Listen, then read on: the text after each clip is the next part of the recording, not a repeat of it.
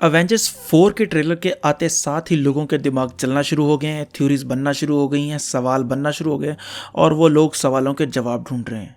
Avengers 4 के इस trailer ने सवालों के जवाब कम दिए हैं, नए सवाल और खड़े कर दिए हैं। तो मैं कोशिश करूंगा इस ट्रेलर को फ्रेम बाय फ्रेम एनालिसिस करने की, ताकि अगर आपसे कोई डिटेल मिस हो गई है जो मुझे कहीं से पता चली है तो वो आप तक पहुंच सके।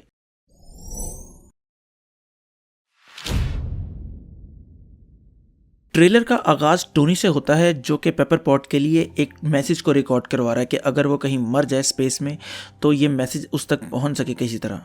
अब इस सीन को देखकर 2-3 सवाल जहन में आते हैं। पहला सवाल ये कि जब हमने मूवी का एंड देखा था इन्फिनिटी वॉर का, तो उसमें नेबुला भी वहीं पर मौजूद थी जहां पर टोनी मौजूद था, तो वो कहाँ पर है? लेकिन उसको हमने अगले कहीं शॉट में देखा था जहाँ पर वो खड़ी थी अकेली।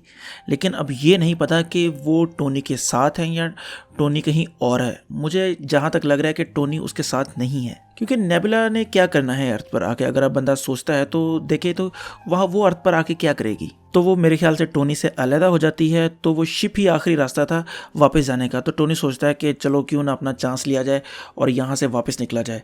तो वो अपनी कोशिश करता है जाने की, लेकिन रास्ते में ही स्पेस में स्टक हो जाता है। दूसरा सवाल यहाँ पर यह है कि उसको बचाने कौन आएगा। अब अगर आपको याद हो तो इससे पहले हमें पता चल रहा था कि पेपर पॉट भी अपना एक आयरन मैन का सूट जो है उसने पहना है इस मूवी में, तो क्या पता वो उसकी रेस्क्यू के लिए आए। अब इससे एक और सवाल आता है कि अगर वो इसकी मदद के लिए आएगी तो उसको पता कैसे चलेगा कि इसको मदद की ज़रूरत है। खैर, यहाँ से एक और बात भी निकलती है कि हमने देखा कि वो कह रहा है कि ऑक्सीजन भी ख़त्म हो जाएगी एक दिन में, तो उसको स्पेस में तो ऑक्सीजन जाहिर सी बात है चाहिए।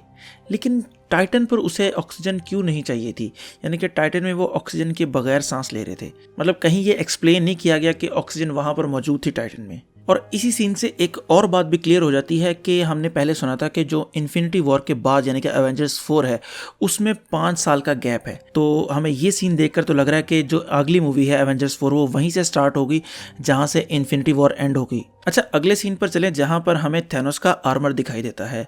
अब ये जो रेफरेंस है ये सीधा कॉमिक से है। जब वो आपने देखा होगा किसानों ने खेतों में बड़े बड़े स्केयरक्रो टाइप लगाए होते हैं जो कि कौवों वगैरह को दूर भगाने के लिए इस्तेमाल करते हैं वो। तो थैनोस का इस आर्मर को अपने फार्म में लटकाने का यही मकसद है कि वो जो परिंदे वगैरह हैं उनको वहां से दूर भगा सके। और इसी के अगले सीन में हमें थैनोस के हाथ में इन्फिनिटी गॉन्टलेट भी दिखाई देता है, जिससे वो सिर्फ हिला ही सकता है क्योंकि स्नैप वाला काम तो वो कर चुका है। इसके बाद अगले एक सीन में हम देखते हैं कि ब्रूस बैनर कुछ इमेजेस को देख रहा है कि जो लोग मर चुके हैं स्नैप की वजह से। तो उनमें हमें दिखाई देती है कि शूरी भी उसमें है और स्कॉट लैंग भी उसमें है। खैर, स्कॉट लैंग का तो मना क्योंकि वो उनसे काफ़ी दूर था और वो क्वांटम रैम में फंस चुका था, जिसकी वजह से उन्हें नहीं पता चला।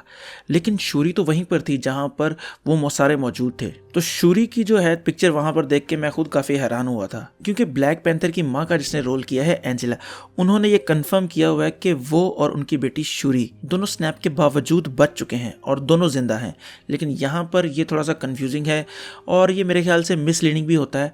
आपको पता है मार्वल की आदत का, वो जानबूझ के गलत इन्फॉर्मेशन भी देते हैं लोगों को। इसके बाद एक शॉट में हमें क्लिंट बार्टन भी दिखाई देता है रोनिन के कपड़ों में। और अगर आप गौर करें तो आपको जो आसपास का इलाका है वो जापान वगैरह का लग रहा है। और मैंने एक वीडियो में जिक्र किया था कि हमें रोनिन वहीं पर दिखाई देगा और वो आकर कैप्टन की और ब्लैक विडो की मदद करेगा और कुछ वहां पर बंदों को मारेगा।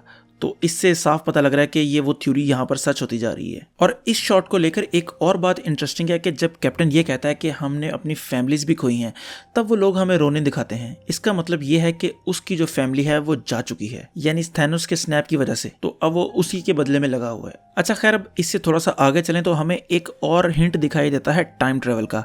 अब वो किस तरह के, जब नताशा और कैप बात कर रहे होते हैं कि क्या हमारे पास यही आखिरी रास्ता है और अगर ये काम ना किया तो पता नहीं मैं क्या करूंगा, जब कैप्टन ये इस तरह की बात कहता है। और अगर आप गौर करें तो कैप्टन ने वो वाला सूट पहना हुआ है जो उन्होंने विंटर सोल्जर में पहना था, यानी कि पुराना सूट है। और एंड पर हमें वो स्कॉट लैंग भी दिखाते हैं। तो इसका मतलब है कि कहीं ना कहीं वो टाइम ट्रेवल जरूर करेंगे। यानी कि इसका मतलब है कि एवेंजर्स के पास एक प्लान है थैनोस को हराने का और वो इस प्लान को एग्जीक्यूट करने वाले हैं। अब इसके बाद एवेंजर्स एंड गेम का टाइटल अपीयर होता है और यहाँ पर सबसे ज़्यादा इंटरेस्टिंग चीज़ देखने को मिलती है। अगर आपने स्टार्ट में देखा हो तो लोगो जो है वो खाक की तरह उड़ जाता है, और अगर आप एंड पे देखें टाइटल जब अपीयर हो रहा होता है तो सारी जो मट्टी है वो जुड़कर अवेंजर्स का टाइटल बना रही होती है। यानी इससे हमें वो ये बताने की कोशिश कर रहे हैं कि आप लोग टेंशन ना लें, सब लोग वापस आ जाएंगे। और एंड पर एक छोटा सा स्टिंगर है जिसमें हम देखते हैं कि स्कॉट लैंग लुइस की वैन में बैठकर हेडक्वार्टर आया है अवेंजर्स के। अब अगर आपने गौर किया हो तो वो लुइस की वैन में आया है। इसका मतलब है कि जैसे ही वो उस रैंप से निकला वो फ़ौरन उस वैन में बैठा और भागकर यहाँ पर आ गया। तो इससे भी यहाँ पर सवाल ये पैदा होता है कि वो वहाँ से निकला कैसे, और जिसने उसे निकाला है वो इसके साथ क्यों नहीं है। क्या उसकी बेटी जिंदा है? क्या अगर उसकी बेटी ने उसे बचाया है तो वो क्या गाड़ी में बैठी है? और अगर आपने एंटमैन 2 का एंड देखा हो तो आपको पता होगा कि वो इसी वैन में क्वांटम टनल रखी होती है जिसके अंदर वो फंस जाता है। तो इस शॉट ने बहुत ज़्यादा सवाल छोड़ दिए हैं। और इसी सीन में एक और इम्पोर्टेंट चीज़ का रेफरेंस किया गया है और वो है जर्मनी के एयरपोर्ट वाला सीन, जो कि सीधा रेफरेंस सिविल वॉर के साथ जाकर मिलता है। तो मैंने कोशिश की है कि आप लोगों तक मैक्सिमम इन्फॉर्मेशन इस वीडियो में पहुंचाने की, लेकिन फिर भी मैं भी इंसान हूँ, कोई ना कोई गलती हो जाती है। तो मेरे से अगर कोई चीज़ मिस हो गई है तो आप मुझे कमेंट करके लाजमी बताएं। और उम्मीद है कि आपको ये वीडियो भी पसंद आई होगी। तो अगर आपको ये वीडियो पसंद आई है तो लाइक करें, कमेंट करें और सब्सक्राइब ज़रूर करें। तो खुश रहें, खुश रखें। अल्लाह हाफिज़।